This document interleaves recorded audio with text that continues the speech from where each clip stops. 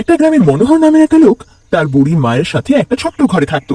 ওর কাজকর্মে একদম মন ছিল না। ও তো শুধু সারাদিন নিজের বন্ধুদের সাথে এদিক ওদিক ঘুরে বেড়াতো আর আস্তে যেতে গ্রামের মেয়েদের হয়রান করতো। একদিন মনোহর বন্ধুদের সাথে কুয়োর পাশে দাঁড়িয়েছিল আর ওখানে কিছু মেয়েরা জল ভরছিল। মনোহর ওদের দেখে শয়তানি শুরু করে। এই যে মনোহর, নিজের শয়তানি বন্ধ রাখ, না হলে একদিন কপালে শনি আছে। আচ্ছা, তোর এত সাহস, তুই আমাকে মারবি? মনোহর ওই মহিলার জল ভরা ঘড়া ছিনিয়ে নেয়। নে, এটা তো আগে তুই নিয়ে দেখা, তারপর আমাকে মারার কথা ভাববি। চুপচাপ আমার ঘড়া দিয়ে দে, নাহলে ভালো হবে না। আর মালা হয়রান হয়ে কাঁদতে কাঁদতে চলে যায়। আর মনোহর নিজের বন্ধুদের সাথে বসে খুব হাসাহাসি করে।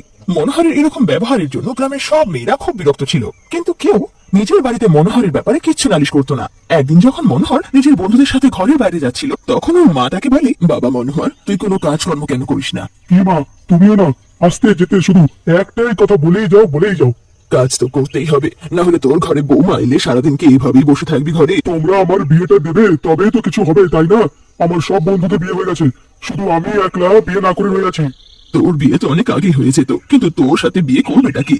সবাই জানে যে তুই সারাদিন মেয়েদের হয়রান করিস আর কোনো কাজ করিস না। এরম বলো না মা, আমার এমন একজনের সাথে বিয়ে হবে, সারা গ্রাম আমাকে দেখতে থাকবে। তোর বিয়ে হওয়া তো খুব বড় ব্যাপার। মনোহরের মায়ের কথা শুনে ওর বন্ধুরা ওর উপর খুব হাসতে লাগে আর সারাদিন ওর মজা করে। ওর বন্ধুদের সাথে সাথে এখন গ্রামের লোকেরাও মনোহরের মজা করতে লাগে, আর মনোহরের এই জিনিসটা খুব খারাপ লাগে। তো একদিন মনোহর একলা দূরে বেরিয়ে যায়। কিছু দূর জঙ্গলে চলার পর ও একটা আলো দেখতে পায়। মনোহর দেখে যে ওই আলো একটা ছোট্ট কুঁড়ে ঘর থেকে আসছে। মনোহর ওই ঘরের দিকে এগিয়ে যায় আর অবাক হয়ে দেখতে লাগে। এত সুন্দরী মেয়ে তো আমি জীবনে কোনোদিনই দেখিনি।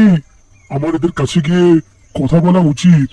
মনোহর ওদের কাছে যায় আর ওদের বলে, শুনবেন?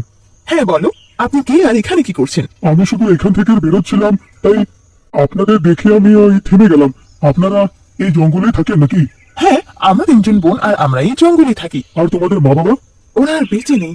মনোহর ওদের সাথে কথার খেলা খেলতে লাগে। ওদের কথা বলতে বলতে অনেক দেরি হয়ে যায়। আচ্ছা, তাহলে এখন আমি আসি। হ্যাঁ, ওই ঘন জঙ্গল তো, আর আমি ওই রাস্তাও জানি না, তাই। তুমি যদি চাও তাহলে আজ আমাদের সাথে থাকতে পারো। মনোহর তো এই কথা শুনে আনন্দে পাগল হয়ে যায় আর ওই তিনজন মহিলার সাথে ওখানে থেকে যায়। সারা রাত মনোহর ওই তিন মহিলার সাথে খুব কথা বলে। মনোহরের ইচ্ছে হয় যে এই তিনজন মেয়ের মধ্যে একজন যেন তার বউ হয়ে যায়, কিন্তু ও বুঝতে পারে না যে কোন মেয়েটাকে বিয়ের প্রস্তাব করবে। তিনজন মহিলাই খুবই সুন্দর এবং ভালো ছিল। মনোহর অনেক ভেবেচিন্তে মায়াকে বিয়ের প্রস্তাব দেয়। তুমি তো খুবই সুন্দরী, তুমি কি আমায় বিয়ে করবে? আমি তোমাকে অনেক ভালো রাখবো, কোনোদিনও কোনো জিনিসের অভাব হতে দেবো না। আমার তোমার সাথে বিয়ে করতে কোনো অসুবিধা নেই, তবে একটা সমস্যা আছে। বলো মায়া, কি সমস্যা? আমি সব ঠিক করে দেবো। আমাদের পৃথিবীতে কেউ নেই আর আমরা তিনজন বোন সবসময় একসাথে ছিলাম। আমরা কেউ কখনো কাউকে এক সময়ের জন্য আলাদা করিনি, তো এখন কি করে চলে যায়? একদম ঠিক, মায়া আমাদের ছেড়ে কোথাও যাবে না। হ্যাঁ, কায়া একদম ঠিক বলছে। দেখো, আমি মায়াকে সত্যিই বিয়ে করতে চাই, আর আমার তো তোমাদের তিনজনকেই পছন্দ, কিন্তু একজনকে তো বিয়ে করতে হবে।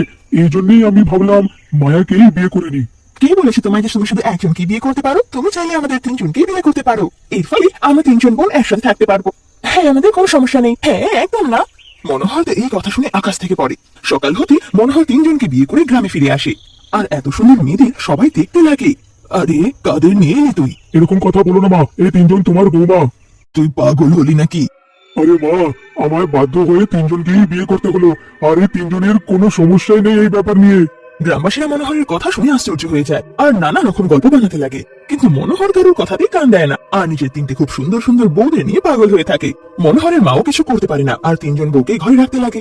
মনোহরের তিনজন বউই খুব খুশি ছিল, কিন্তু গ্রামবাসীরা ওদের দেখে খুব অবাক হতো। একদিন মনোহরের তিন বউ কোথাও একটা যাচ্ছিল।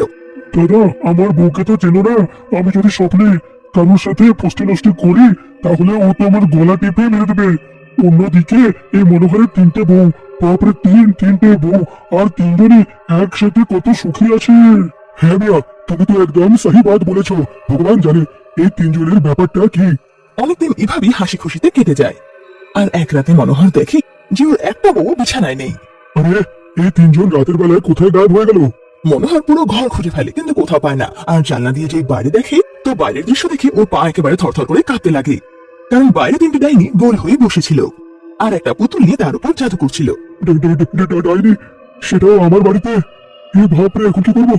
মনোহর গিয়ে নিজের মাকে ডাকে আর ওই তিনটে ডাইনিকে দেখায়। হে প্রভু, এই তিনটে ডাইনি আমাদের ঘরে কি করছে? তোর তিনটে বউ কোথায় মরে গেল? ডাক ওদের। মা, ওই তিনজন তো নিজের বিছানাতেই নেই। আরে, ওদেরকেই তো খুঁজতে আমি ভিতরে আসলাম, কিন্তু না পাওয়ার পর এখানে তিনটে ডাইনিকে আমি দেখলাম। হে ভগবান, এখন আমি সব বুঝতে পারছি। এই ডাইনিগুলো আর কেউ নয়, তোর বউরাই। মন দিয়ে ওদের কাপড় দেখ। মানে আমার স্ত্রীরা ডাইনি? আমাকে বাঁচিয়ে নাও মা, আমি জানতাম না আমার ডাইনি বউ আছে। এতদিন ধরে তিনজন ডাইনির সাথে ঘর করছিলাম। আরে একবার দেখে তো নে, দেখতে হবে কি জাদু করছে। তাড়াতাড়ি কাছে তার কথা শুনতে এলো। নাম নাম নাম নাম নাম নাম, মনোহরকে আজকে শেষ করে দি, ওর হাত পা ভেঙে দি, আর আমরা করি নরক যাত্রা। স্বীকার করো আমার স্বামীর বলি, আর দিয়ে দাও শক্তি আমায় মহাবলী ও কালো ফুলের কলি। আরে মনোহর, এ তো তোকেই বলি দেবে। মা, এসব তুমি কি বলছো গো? অসভ্য কোথাকার, এসব তোর কর্মেরই ফল, সব তোর কর্মেরই ফল। আমাকে ক্ষমা করো মা, আর কোনোদিনও আমি কোনো মেয়েকে ঘুরে তাকাবো না। মা বাঁচিয়ে নাও আমাকে, না হলে এরা মেরে ফেলবে আমাকে গো।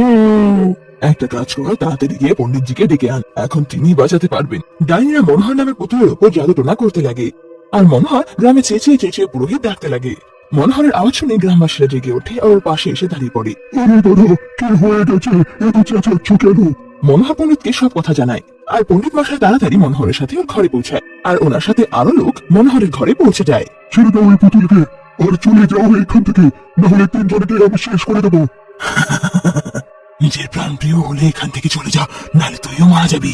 পণ্ডিত মশাই ডাইনি চারপাশে ছাইয়ের ঘেরা বানায়, আর ওই ডাইনিগুলোর উপর বারবার গঙ্গা জল ছেটাতে লাগে। গঙ্গা জলের কারণে ডাইনিদের শরীর জ্বলতে লাগে। এই মনোহর আমাদের স্বামী, একে মেরেই তবে শান্তি পাবো।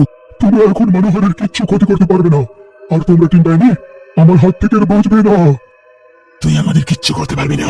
যাও শিগগিরই কাঠ এনে আগুনে ফেলে দাও, আর এই ডাইনিদেরকে পুড়িয়ে ছাই করে দাও। সব গ্রামবাসীরা কাঠ নিয়ে এসে ওই ঘেরার মধ্যে ফেলতে লাগে, আর পুরোহিত মশাই তাতে আগুন লাগিয়ে দেয়। তিনজন ডাইনি ওই ঘেরার মাঝখানে জ্বলে শেষ হয়ে যায়। পরের দিন থেকে মনোহর কোনো মেয়েকে হয়রান করা তো দূর, ওদের চেহারা দেখতে ভয়ের চোটে পালিয়ে যেত। আর গ্রামবাসীরা ওকে ডাইনির স্বামী বলে খুব মজা ওড়াতো।